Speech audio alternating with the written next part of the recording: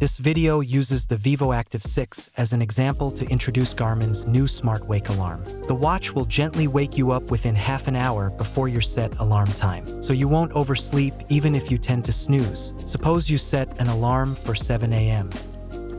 With the smartwake feature enabled, the watch will prepare to wake you up half an hour early. During this half hour, if the watch detects you turning over, moving your wrist, or other restless sleep movements, it will try to wake you with silent, low-intensity vibrations. If you don't wake up, the watch will continue to detect the next restless moment. Once you're awake, you can choose to turn off the alarm or snooze. The watch will keep detecting restless moments until the alarm goes off at your set time.